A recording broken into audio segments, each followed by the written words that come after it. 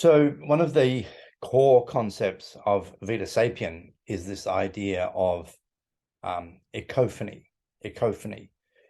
Ecophany is a word that brings together ecological and epiphany. It's this idea that some people at some parts of their lives have a powerful, emotional, spiritual awakening to the living planet.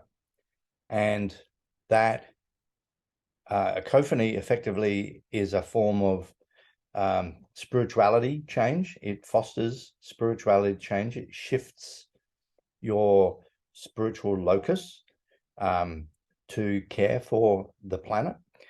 And when you have a spirituality change, that fosters behavioral change.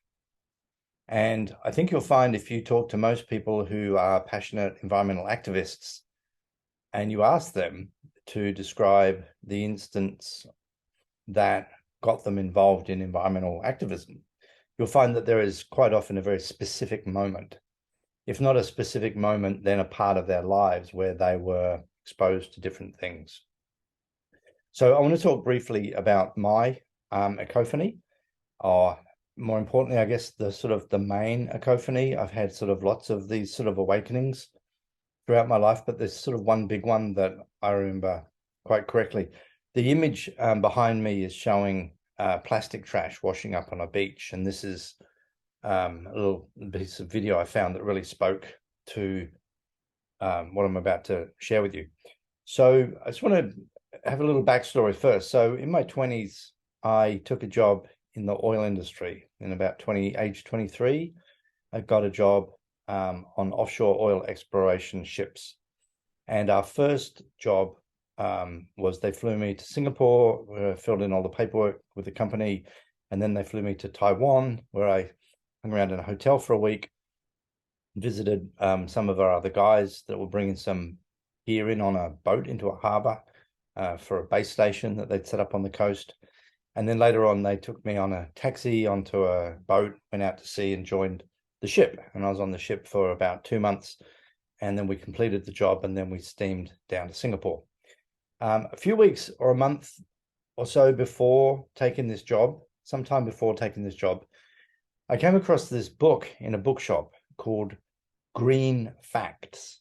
And it had a picture of a killer whale on the front, Green Facts. And it was like really beautiful photography and tables and graphs and not too many words. And every double page spread described one environmental drama or another. So there was a page on ozone depletion, there was a page on climate change, there was a page on acid rain and so forth. And I remember taking a big interest in this, and I read the book through and I looked at all these pictures and I kind of soaked it up. But I remember at the time thinking that this environmental concern was like skateboards. It was a fad. It would come and it would go. That's what I thought, probably age 22, 23, whenever I came across this book. Anyway, subsequently, later on, I end up on this oil industry business. And back when I was in Taiwan, and like this is 30 years ago or so now, more. And Taiwan is a really bad case of environmental pollution. Like the cities were just like drenched in blue smoke from the two-stroke engines. The rivers that I saw had just been turned into these trapezoidal concrete watercourses. The fishing boat harbor that we visited had like 2 inches of oil in it and sunken boats. And this is where the big Pacific fleets were going out to catch the tuna with the huge 100-kilometer long, drift nets that become the ghost nets. Anyway, so all of this was going through my head, and I did the 2 months on the boat, and we're looking for oil, of course. And at the end of this trip, we had like a 10-day or 7-day steam from Taiwan down to Singapore, and really not much to do. Once we'd tidied the boat up, put all the gear away, we had basically just to, light duties for the next week. It's a time of sort of, celebration and got a holiday, And as we were heading south, I went at dusk to the bow of the boat, and the bow of the boat was really clean, freshly like painted white. It's a really nice place to be, actually. And it's evening time, heading south to Singapore, beginning of this last phase of the trip. And I could see the island of Taiwan was about 10 miles away.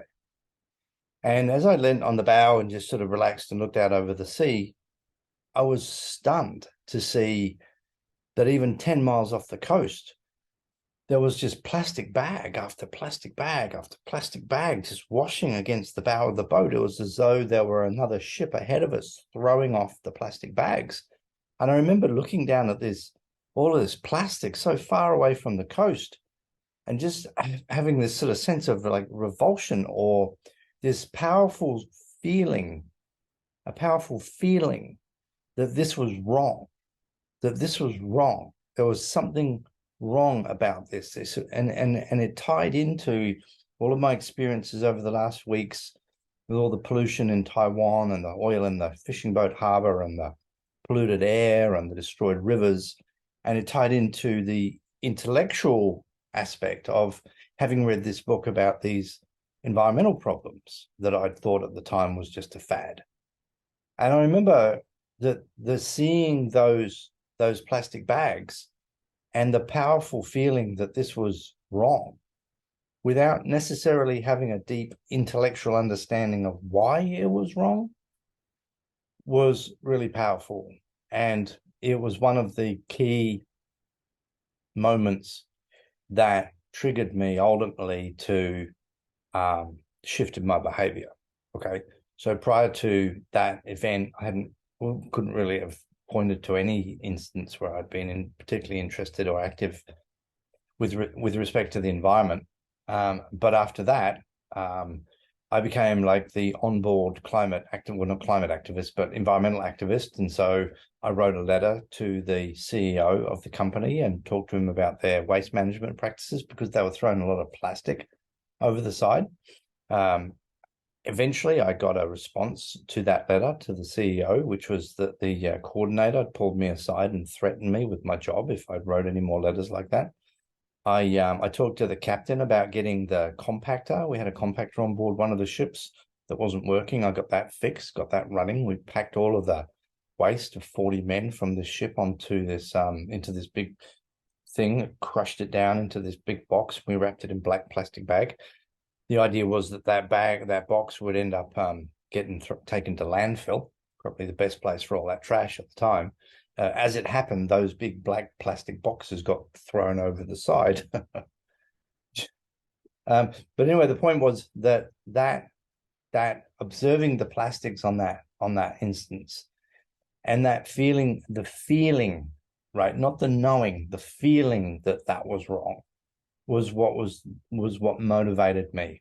And I've had a whole bunch of these other sorts of insights subsequently. This other time I was watching a big bulldozer pushed over a gum tree in the middle of this paddock where I was parked up.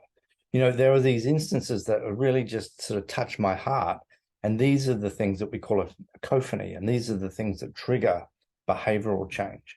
And I just want to make a point here as well about some ideas around the idea of the neocortex being the part of the brain, the forepart part of the brain, which has evolved more recently in human beings, versus the limbic part of the brain, which is sort of where the flight and fight and the emotions are found, that there is this sort of disconnect between these two, that we can have a rational understanding of something, but not actually have it trigger any emotional response that triggers any behavioral change.